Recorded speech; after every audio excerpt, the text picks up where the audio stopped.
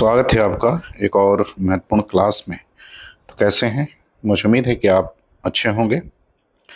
यदि आप TGT, PGT, UPSC, BPSC, NET इन परीक्षाओं की तैयारी कर रहे हैं तो ये वीडियो आपके लिए बहुत महत्वपूर्ण है। आप किसी भी राज्य की शिक्षक भर्ती की परीक्षा की तैयारी कर रहे हैं और यदि आपका विषय हिंदी साहित्य है तो ये वीडियो आपके लिए महत्वपूर्ण हो सकती है। तो आप वीडियो को पूरा जरूर देखें। तो चलिए शुरू करते हैं आज की क्लास। पहला सवाल कह रहे हैं कि ब्रह्म समाज के सिद्धांतों के प्रचार हेतु नवीन राय ने लाहौर से किस पत्रिका का संपादन किया? ए कवि बच्चन सुधा, बी ज्ञान प्रदायिनी, सी प्रजा हितैषी और डी बाला बोधिनी। तो किसका जो है वो संपादन किया था ये बताना है। तो संपादन किया था ज्ञान प्रदायिनी का, तो विकल्प बी सही होगा। दूसरे सवाल में कह रहे कि राजा शिवप्रसाद सितारे हिंद को अंग्रेजों ने किस वर्ष सीएसआई की उपाधि प्रदान की? ए 1856, बी 1872, सी 1887 और डी 1895। तो किस वर्ष जो है उन्हें सीएसआई की उपाधि मिली थी ये आपको जो है वो बताना है। तो वो 1872 में मिली, विकल्प बी सही होगा। तीसरे सवाल में कह रहे हैं कि भारतेंदु ने हिंदी गद्य के बहुत ही सुलभ रूप का आभास दिया। आचार्य शुक्ल के इस कथन का निहितार्थ क्या है? ए भारतेंदु ने गद्य को परिमार्जित और व्यवस्थित किया, बी भारतेंदु ने केवल कविता में गद्य का प्रयोग किया, सी भारतेंदु ने अंग्रेजी गद्य का अंधानुकरण किया और डी कह रहे कि उन्होंने भाषा को और अधिक जटिल बना दिया। तो ये जो कथन है इसमें शुक्ल जी के कथन का निहितार्थ क्या है? तो इसका निहितार्थ ये है कि भारतेंदु ने गद्य को परिमार्जित और व्यवस्थित किया, तो विकल्प पहला सही होगा। चौथे प्रश्न पर आते हैं करें कि भारतेंदु हरिश्चंद्र की वह कौन सी घोषणा थी जो कालचक्र के अनुसार 1873 में हुई और हिंदी गद्य के इतिहास में मील की पत्थर साबित बनी? ये आपको बताना है। ये हिंदी अब गंवारी बोली नहीं रही, बी हिंदी नई चाल में ढली, सी निज भाषा उन्नति है सब उन्नति को मूल और डी करे कि हिंदी और उर्दू दो अलग भाषाएं हैं। तो देखिए कालचक्र की भूमिका में उन्होंने जो बात लिखी वो थी हिंदी नए चाल में ढली, अर्थात विकल्प ई जो है उत्तर सही होगा। पांचवें सवाल पर आते हैं कह रहे हैं कि 16 जुलाई 1893 ईस्वी को स्थापित काशी नागरी प्रचारी सभा का मुख्य योगदान क्या था? ए हिंदी गद्य का सुव्यवस्थित निर्माण और शोधपरक निबंधों का प्रकाशन, बी केवल कविता प्रतियोगिताओं का आयोजन, सी अंग्रेजी से हिंदी अनुवाद को रोकना और डी केवल उर्दू साहित्य का विरोध करना।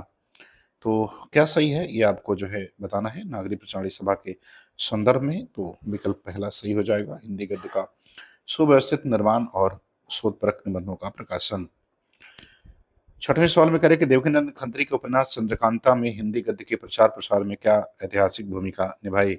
ए इसने गद्य को अत्यधिक कृष्ट बना दिया, बी इसे पढ़ने के लाखों गैर हिंदी भाषी लोगों ने हिंदी सीखी, सी यह केवल राज दरबारों तक सीमित रहा और डी इसने हिंदी गद्य में केवल छायावाद का प्रवेश कराया। तो आपको बताना है कि इस प्रश्न के संदर्भ में निम्नलिखित में से कौन सा उत्तर जो है वो सही होगा। तो विकल्प बी इसमें सही हो जाएगा। इसे पढ़ने के लिए लाखों गैर हिंदी भाषी लोगों ने हिंदी सीखी।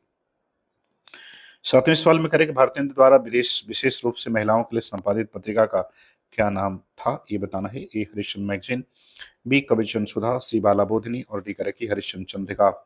तो सातवें प्रश्न का उत्तर बताना है, तो इसका उत्तर विकल्प सी सही हो जाएगा, बाला बोधिनी। चलिए बात करते हैं सवाल नंबर 8 की। 8 नंबर सवाल में कह रहे कि 21वीं सदी के हिंदी गद्य विमर्श में जिंदगी की पीड़ा, संघर्ष और विडंबना को व्यक्त करने वाले प्रमुख आयाम कौन से हैं? ए केवल छायावादी और रसवादी विमर्श, बी स्त्री दलित आदिवासियों वृद्ध विमर्श, सी केवल दरबारी विमर्श और डी संस्कृतिकरण का विमर्श। तो 8वें प्रश्न का उत्तर जो है वो आपको बताना है। तो इसका सही उत्तर विकल्प बी हो जाएगा, स्त्री दलित आदिवासी एवं वृद्ध विमर्श। 9 नंबर सवाल पर आते हैं करें कि प्रभु जोशी जैसे आधुनिक भाषा चिंतकों के अनुसार पश्चिम की दुनिया द्वारा हिंदी के अपहरण और क्रियोलीकरण का परिणाम क्या हो रहा है? ए हिंदी का इंग्लिशकरण, बी हिंदी का पूर्ण सांस्कृतिकरण, सी हिंदी का लोप और डी हिंदी का प्रादेशिक विस्तार। तो 9 नंबर सवाल का उत्तर बताना है। तो इसका उत्तर सही हो जाएगा, हिंदी का जो है इंग्लिशकरण। 10 नंबर सवाल में कह रहे कि आधुनिक वैश्विक संदर्भ में दंगल फिल्म और कौन बनेगा करोड़पति जैसे कार्यक्रमों ने हिंदी को किस रूप में स्थापित किया? ए केवल मनोरंजन की एक सीमित बोली, बी एक सुदृढ़ वैश्विक भाषा, सी केवल भारत के ग्रामीण अंचल की भाषा और डी एक मृतप्राय भाषा। तो आपको 10वें प्रश्न का उत्तर जो है वो बताना है। तो इसका सही उत्तर विकल्प बी हो जाएगा, एक सुदृढ़ वैश्विक भाषा, ग्लोबल लैंग्वेज के रूप में जो है वो हिंदी को उसने स्थापित किया। 11 नंबर सवाल पर कहते हैं कि 16वीं लोकसभा चुनाव 14 के दौरान हिंदी गद्य भाषा का प्रयोग किस रूप में एक विशेष शक्ति बनकर जो है उभरा? ए केवल साहित्यिक विमर्श के रूप में, बी भारतीय राजनीति की मुख्य संघर्ष भाषा और जन संबोधन की प्रभावी भाषा के रूप में, सी केवल अनुवाद की तकनीकी भाषा के रूप में, और डी इंग्लिश के पूर्ण विकल्प के रूप में। तो आपको 11वें नंबर प्रश्न का उत्तर बताना है। सही उत्तर क्या होगा? तो विकल्प बी जो है इसका उत्तर सही हो जाएगा। बात करते हैं सवाल नंबर 12 की। कहते हैं कि आचार्य शुक्ल के अनुसार संवत 1914 के बलवे के बाद हिंदी गद्य साहित्य की परंपरा किस प्रकार आगे बढ़ी? ए वह पूर्णतः रुक गई, बी उसकी परंपरा अच्छी तरह और अखंड रूप से चली, सी वह केवल पद्य साहित्य तक सीमित हो गई, और डी वह केवल अंग्रेजी के प्रभाव में रही। तो 12 नंबर प्रश्न का उत्तर आपको बताना है, तो इसका उत्तर विकल्प बी हो जाएगा, उसकी परंपरा अच्छी तरह और अखंड रूप से चल पड़ी। सवाल नंबर 13 पर आते हैं। करें कृष्णा शोभती के उपन्यास जिंदगी नामा की भाषा शैली की प्रमुख विशेषता क्या है? ए तत्सम प्रधान संस्कृत निज भाषा, बी पंजाबी मिश्रित खड़ी बोली या लोकधर्मी रूप, सी शुद्ध साहित्यिक खड़ी बोली, और डी कठिन और क्लिष्ट फारसी शब्दों का बाहुल्य। तो 13 नंबर प्रश्न का उत्तर जो है बताना है, तो इसका उत्तर विकल्प बी हो जाएगा, पंजाबी मिश्रित हिंदी अर्थात खड़ी बोली का लोकधर्मी रूप। 14 नंबर सवाल में करें कि राग दरबारी उपन्यास किस प्रकार की व्यंग्य विधा का प्रतिनिधित्व करता है? ए ऐतिहासिक व्यंग्य, बी व्यवस्थागत और राजनीतिक विसंगतियों पर कटाक्ष, सी पारिवारिक कलह पर आधारित व्यंग्य, और डी प्रेम प्रसंगों का उपहास।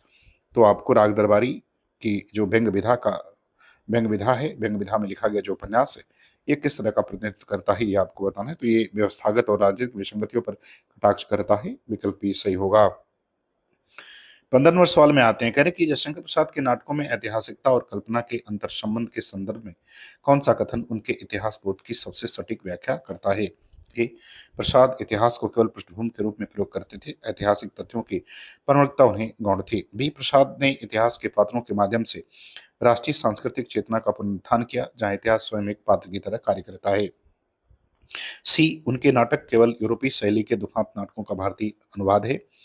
डी कह रहे कि प्रसाद के नाटक पूर्णतः कल्पना प्रसूत हैं, उसमें इतिहास का अंश मात्र भी नहीं है। तो सबसे सटीक जो है व्याख्या कौन करता है ये आपको बताना है 15 नंबर सवाल में, तो विकल्प बी उत्तर इसका सही होगा।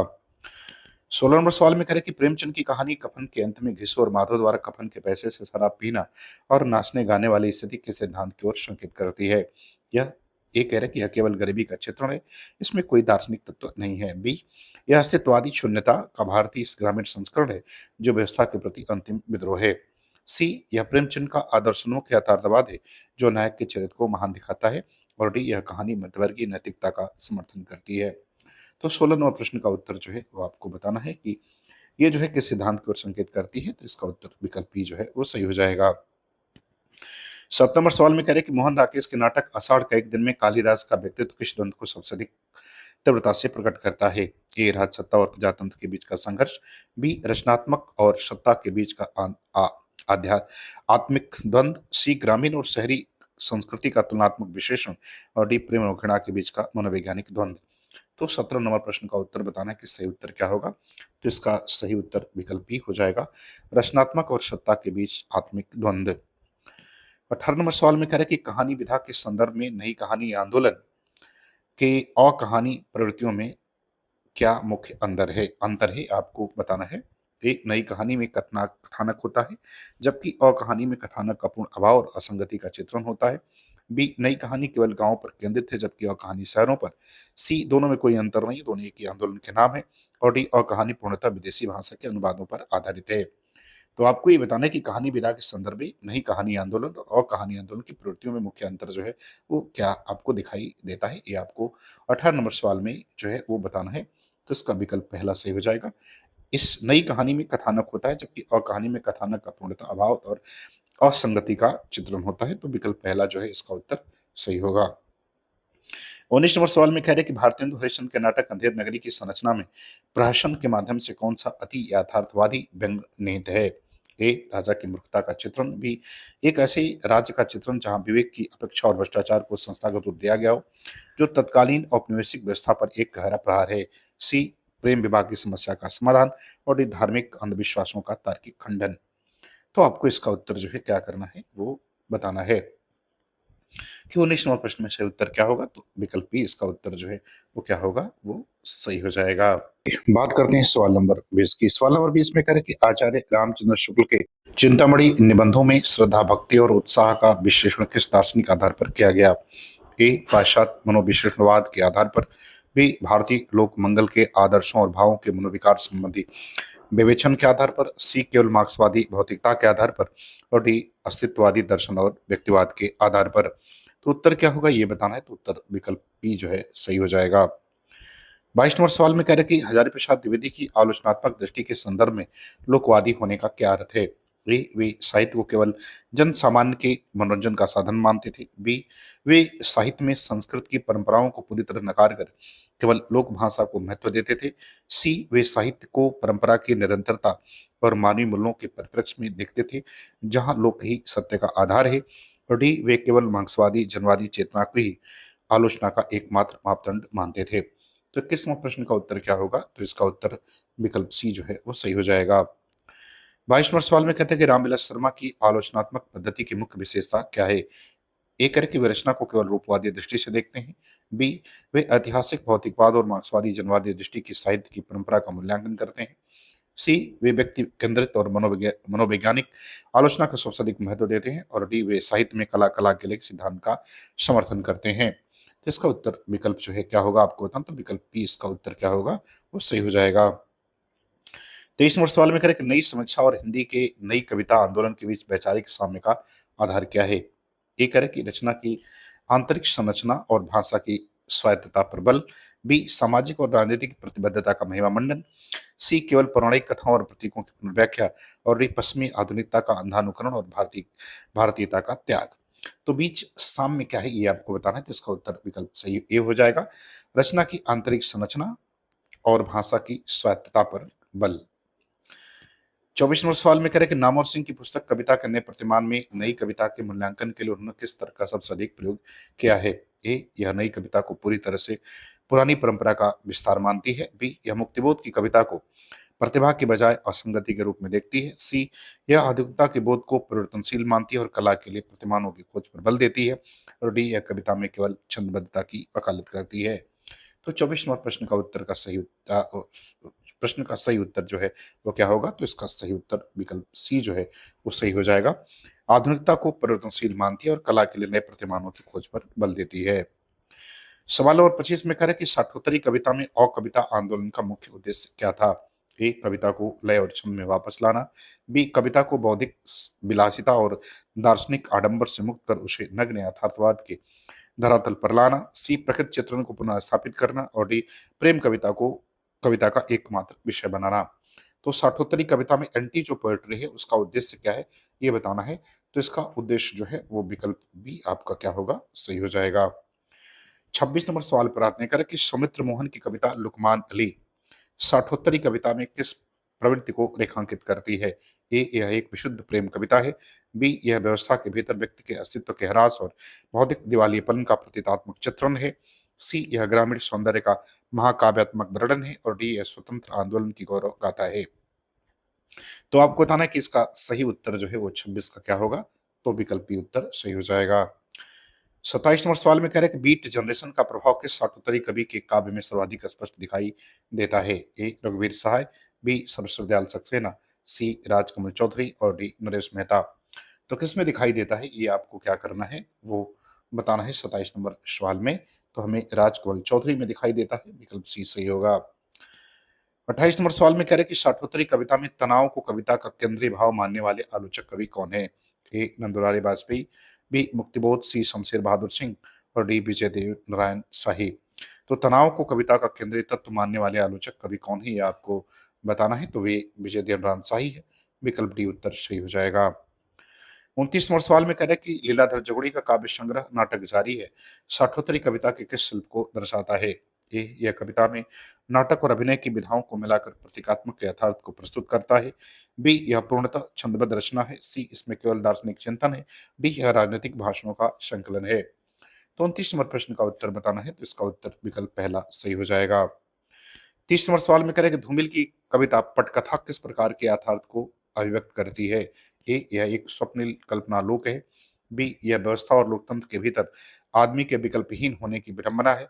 सी, यह प्रकृति और ईश्वर की स्तुति है। डी, यह वैश्वीकरण की प्रशंसा है।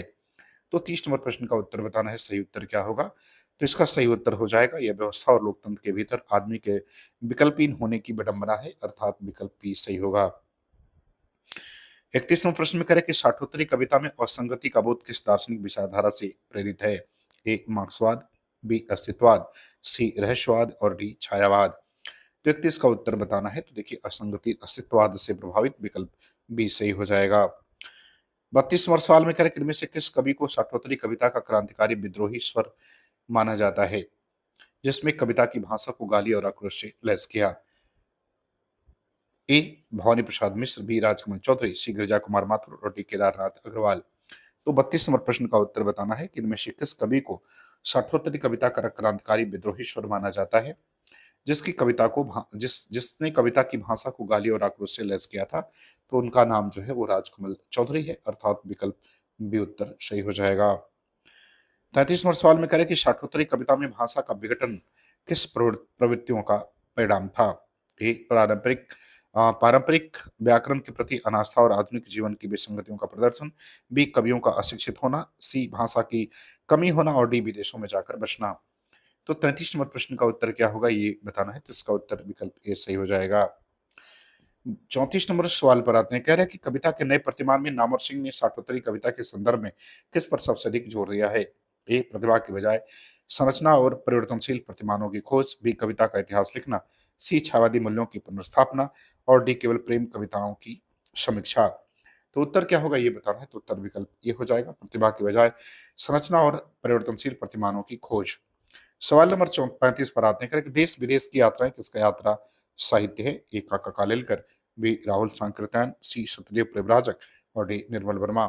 तो किसका यात्रा वृत्तांत है ये बताना है, तो ये काका कालेलकर का है, विकल्प के उत्तर इसका सही होगा। तो मुझे उम्मीद है कि वीडियो आपको पसंद आएगी। पूरा वीडियो देखने के लिए आपका बहुत बहुत धन्यवाद।